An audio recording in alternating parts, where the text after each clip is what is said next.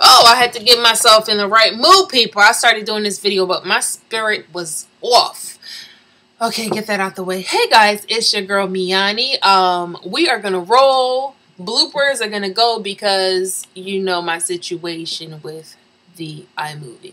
Anyhow, this video, I am finished my 40 days of fasting, and I'm gonna go into that a little bit with you guys. I have so many videos in my head that I want to do, and I won't say it's killing me. I remember what you said. Can't remember who left me that comment, but thank you for pointing that out to me. You gotta watch what you say, right? Anyhow, I'm finished my 40 days of fasting, and as I went into fasting, I went in with a purpose, as you always should. My purpose was to find my purpose, because since leaving H&M, because that was not what I was, feeling anymore. I was lost. I didn't know what I needed to be doing. All I've been doing was retail for the past 12 years, and that's a long time. As I said before, I'm not the same person I was then, so the same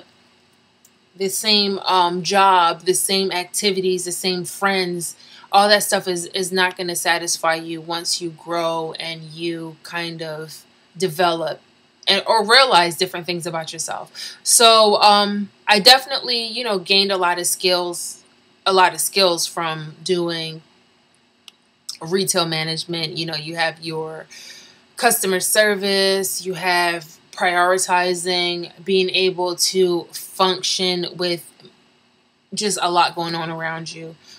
Definitely multitasking, things of that nature. So it did serve me, but it served me for the amount of time that it was supposed to. Now, moving on, where am I supposed to go? That was my whole purpose behind going into fasting, finding my purpose. So during fasting, I prayed a lot. I took the time to kind of build my relationship with my Creator and just asked Him to guide me, help me figure out what I'm supposed to do. There were times when I was like, why? And I'm going to be honest here. I have nothing to hide. There were times when I woke up and I'm like, oh, God, you woke me up again. Why am I here? What is my purpose? Why am I here? And that's my truth. I've had days like that. I cannot lie. So, I really wanted to figure this out. And the entire time I was just asking, like, speak to me, tell me what my purpose is. What am I here for? What is it that you have me doing, or what do you see me doing? And what do I need to do to get there? Not knowing all along that everything I was going through was part of the plan. So I honestly believe in my solar plex. Everything that's within me believe that what's going on with Sylar was meant to happen to get me to the place that I am now, and also to propel me to the place that I need to be. And what I'm saying is, I don't know if I shared this with you guys, but when I was in Philly for that funeral, and I went down on I think it was like a Friday or Saturday, and a couple days later my girlfriend called me like, hey, Sylar's not walking. I had an appointment, I had an interview set up when I came back. And this was a job with Delta, because I honestly said to myself, I've never had an odd job. I've never had an odd, I can't even say that 6 times. I never had an odd job. I was always in retail. And I was like, well, this is not something that I would normally do. Let's try it out. But that was not my dream. That was not something that was meant for me. A friend of mine came to me and said, hey, I'm going to apply for Delta. I'm going to put your name down as a reference, blah, blah, blah. So we were talking, and we were just talking about, oh, it would be nice to travel and blah, blah, blah. So it was kind of like I was jumping on his bandwagon. That was not my dream. That was not what I was supposed to be doing. So God said, Pam, He slowed it all down. When I tell you, like, He slowed me down, knocked me off my feet. I was so vulnerable at that time with everything that was going on with Sylar. Broke me all the way down. I mean, I had mornings where I cried and cried, and I just did not know what to do because I was in so much pain, because Sylar was in so much pain, and it was heart-wrenching.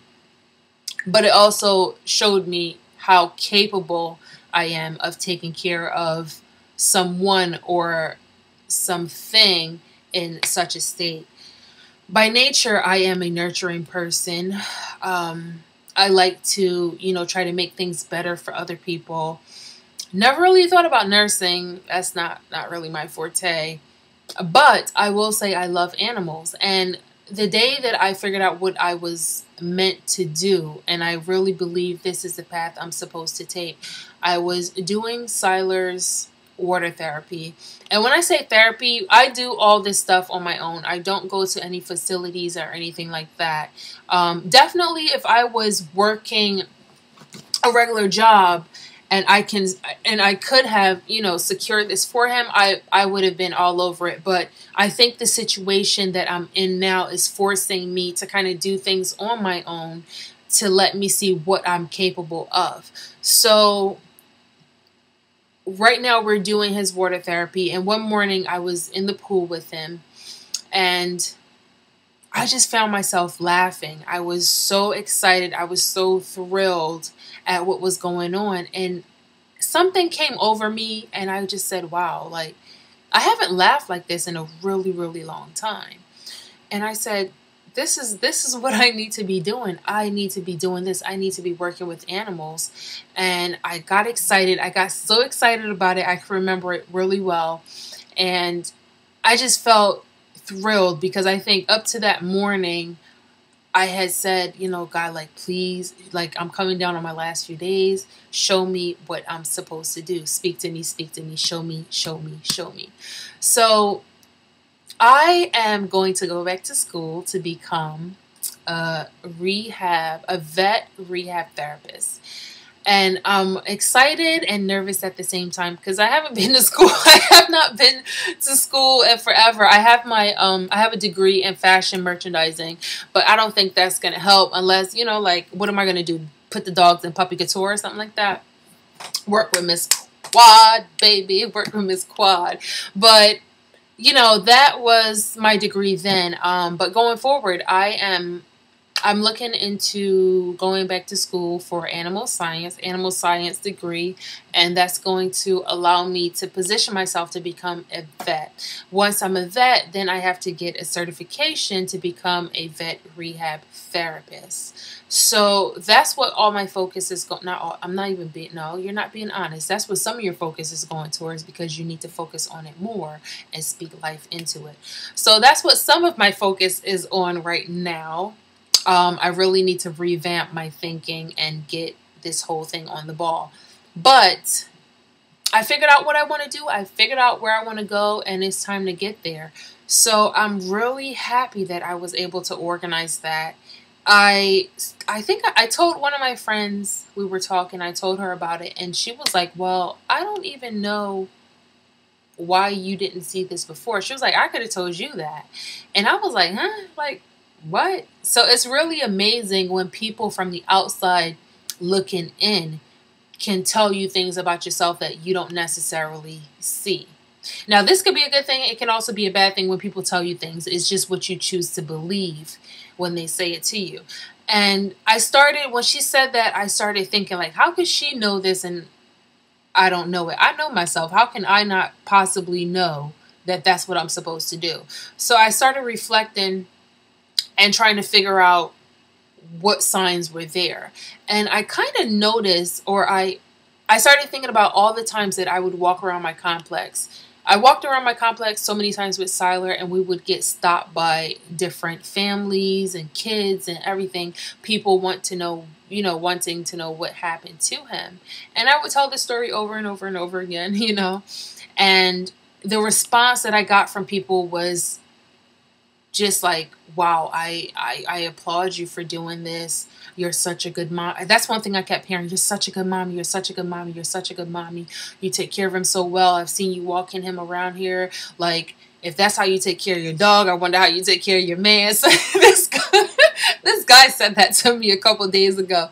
He was like, well, damn, if that's how you take care of your dog, well, now you take care of your man. I said, I don't have one. I didn't say that, but I was thinking it. But, yeah, so people, you know, people saw the way I took care of him, but it didn't register. It didn't click. It didn't set anything off in my mind because in my head, it's all natural to me. I'm a caregiver by nature. I nurture by nature. I want to see people, you know, doing better. I want to help them with it. If they're not feeling well, let me help you take care of yourself. Yeah, animals more so, but you know, people too, if I have to, if I have to. But straying away from the point is a lot of people was able to see that quality in me when for me, it was just something natural. It's just something that I would do without thinking about it, you know, twice. So the option to put Sylar down eventually if it became too much was never an option. I actually teared up when anyone mentioned, when my mom said it to me, when my aunt said it to me, when my dad said it to me. I told him, I was like, listen, hear me clearly. Please do not ever say that to me again because it hurts my feelings. I don't like how it feels when you guys... It's just not an option. I'm not going to put him down. He's a perfectly good dog. He can't walk, but everything else is fine. But I figured it out, guys. Well, God helped me figure it out. So I'm really excited about that. I've been trying to reach out to, you know, different people in that field to kind of get a feel for what I need to do. So, you know, Instagram has been really helpful.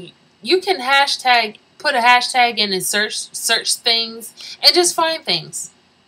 I'm so amazed right now. I can't even talk.